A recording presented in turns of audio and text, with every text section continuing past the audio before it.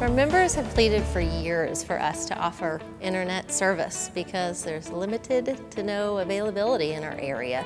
And we've came off just a little over a year since our board made the decision to move forward with our fiber to the home, fiber to the business project. Tell us a little bit about what the road is ahead, Bo. So first step was to get boots on the ground. Big project, a lot to do ahead of us. Also, we had the challenge that we knew back then with the supply chain coming out of the gate. So we had to start with partnering with strategic partners, vendors that start on that. In parallel with all that, we're starting a new business from scratch. So we had to start with a new identity. Who are we going to be and what are we going to represent with branding and things like that? Mm-hmm. Well, I know we went back to the members for that. We're sending out surveys, we're asking them how they feel, what services they want, what names resonate, what colors resonate, down to even what service they have, don't have, what speeds they want, and how they would want to do business with us. So wrapping that all together really helped. I mean, their feedback was key in all of that. A lot of work went into that. Mm-hmm. I mean, it wasn't just, hey, let's pick a name and let's pick colors and logo. There was a lot of work went into that because it had to mean something. Well, and the input from our members was just exponential. When we sent out a survey just asking them about their providers and what speeds they were looking for, price points, we had almost 12,000 people respond with the survey. And then when we went back to host these focus groups to really dive into the branding and develop who we were going to be, we had almost 11,000 people that were interested in participating with that. So we had 5 focus groups, 1 in each county that we serve, and we were able to get a lot of great information. And we're excited out of that. We have White River Connect and our blue and green colors that illuminate the fast fiber and the beautiful land that we live in. So we're excited to come forward with that and being powered by WRVEC, White River Valley Electric Cooperative. But it wasn't just the branding part, a lot of other things going on at the same time. Yep. Ryan, tell us about all the design and construction phases. Yeah, so before any design or construction could start, while all the business development and everything was going on, we had to get people here to assess the poles, figure out if there was room for us to attach to the poles, if the poles were of sufficient quality or height for us to actually make an attachment on them. After that, all that data has to get processed by somebody. So we have a contractor that takes all that information, breaks it down. It gets separated to what needs to be done to get us ready.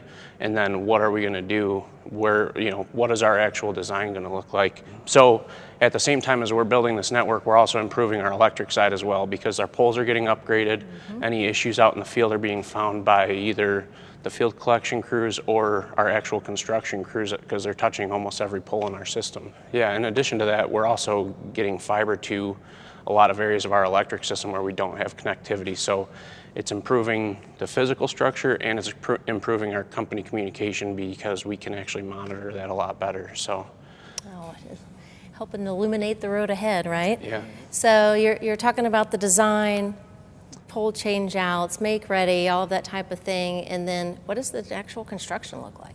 Yeah, so we've got contractors out working right now.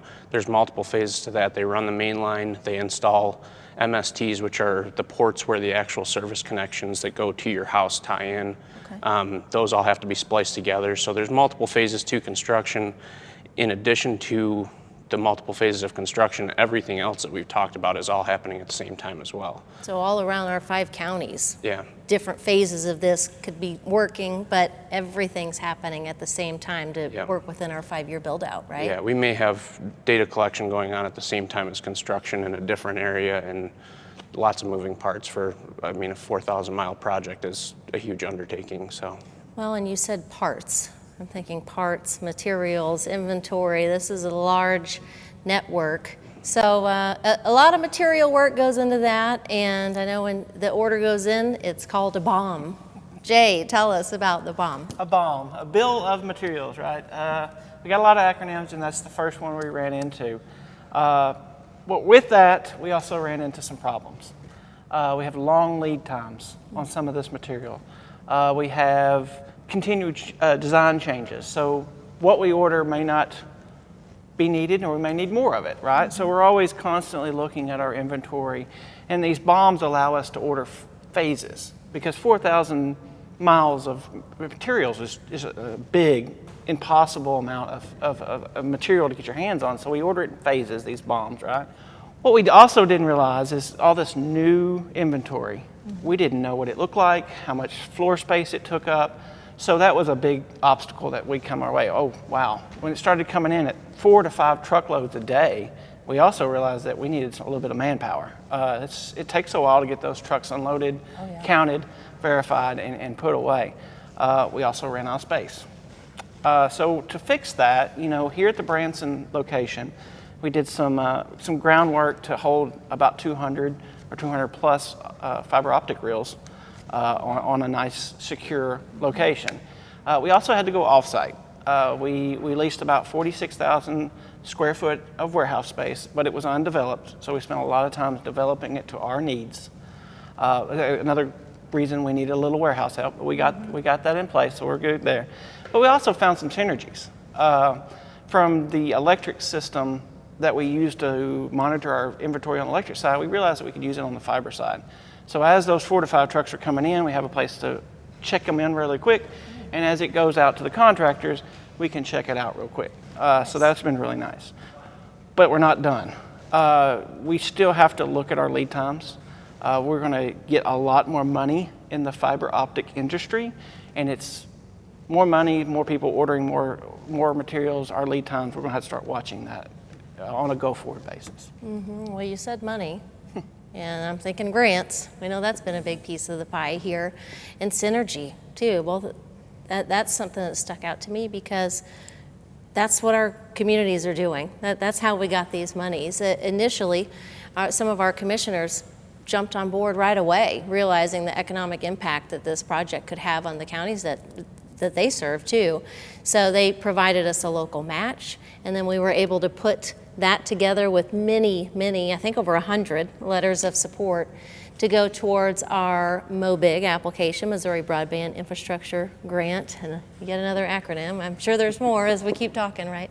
But excited about that because it helped us make a case, and it stood out, and we were rewarded for that with the largest grant in the state, right? Yeah. $260 million statewide program, the MOBIG program. And we work very, very hard to make the case for our communities. And certainly the commissioners help with that case, okay? That resonated with those who made a decision on that. So we received, or are awarded, $47.3 million out of the $260 million state program, which was the largest award in the state. So yes, we're very honored, and however, we're going to continue to work hard for any other upcoming opportunities, which one is the BEAD program, another acronym. Yeah, I think that's, I had to write that one down, I always forget. Broadband Equity Access and Deployment Program, and that's a great example. So $47.3 million is still just a piece of our over $260 million project, just for our footprint. So we need every bit that we can, and administration has announced BEAD for the state of Missouri over $1.7 billion with a B.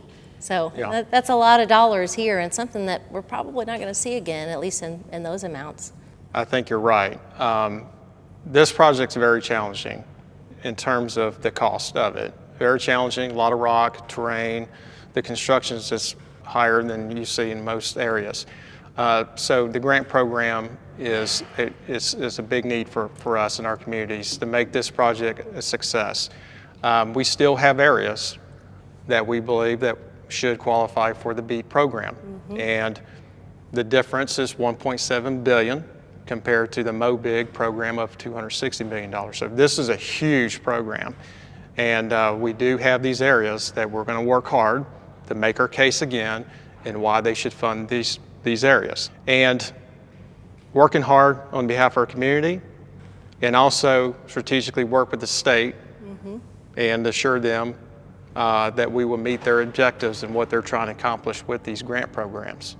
Well, and straight from the governor's office is Connect All Missourians, right? Yep. And we know that 20% of the people in Missouri are considered unserved, and 60% of those live in our footprint. So we have a strong case, Right. and we're going to continue to make that, as you said. And nobody should be limited on their opportunities just because of where they live, right? But before we can even offer service, we need to know what we're offering, what speeds, what costs, what equipment that we're using, the software that manages our customer base, and the service itself, all to make sure that we're delivering on that fast, reliable, local internet service. Bo, tell us about business readiness. So as we're developing our outside network, we're also developing the operations and what's needed for this business on the inside too. And that's business support systems, operation support systems, things that has to be procured and deployed to support this network and how we deliver these services to our customers with the focus on the customer experience. So working real hard with that, what packages we're going to offer with the different speeds, but also added value services too. Developing our website, ways that we effectively communicate with our customers and the public, things like that. Well, I know that identifying pain points has been a big part of that. We're experiencing the same things too, right? And we're wanting that after-hour services and some of those other things that I know we've spent many hours talking about and what we're going to offer to. Well, that's part of the customer experience, because we have a list of pain points that we've heard and from our communities and that we experience ourselves because we're local, okay? We live in these communities too. Things like, extended customer service hours, technical support hours, reliability, that's a big thing. Also, 5 locations where they can pick up their home equipment if needed on the same day. So, we're working hard on that with the focus, again, on customer experience. Customer experience. Well, I know that there's a lot of sweat equity going in at this point. And aside from what's going on out with construction, putting the packages together, we're still establishing a business, right? And everybody's played a part. Velma, you've been right at the helm of that too. Tell us about some of the administrative things. So we're developing clear guidelines and standards to govern all aspects of the business. We're defining our vision and our mission, and that's really going to be the driving factor behind all policies, all of our procedures, establishing our long-term goals. Within that business structure, we're also doing, we're having to develop the hierarchy, the departments, who reports to who within each department. Compliancy is going to, be a big factor in this business, and so we're learning, the laws and the regulations that go along with that. Consistently reviewing and adapting to all of those is also a big part of this. And we're utilizing our existing employees and, scaling up as the business grows. Well, in staffing, people can go to the website, whiteriverconnect.com, to see when we have jobs available, as they'll be coming as the need requires. But we'll also have packages, the different services, a pretty cool feature where people can even enter their address and sign up to get information to be the first to know when it's available at their location. So a lot of resources there, and of course they can follow us on all of our social channels. But we're just excited to get this thing up off the ground, right? But asking people to be patient because it is a 5-year project. I mean, we're building a business from scratch. We're putting together an infrastructure that's going to be the biggest project in 84 years, right? So on that note, Bo, do you want to leave us with any parting words? So we have a lot going on, and even beyond what we discussed today, but the message is that we're coming. We're coming. Thanks for sharing, guys. Thank you.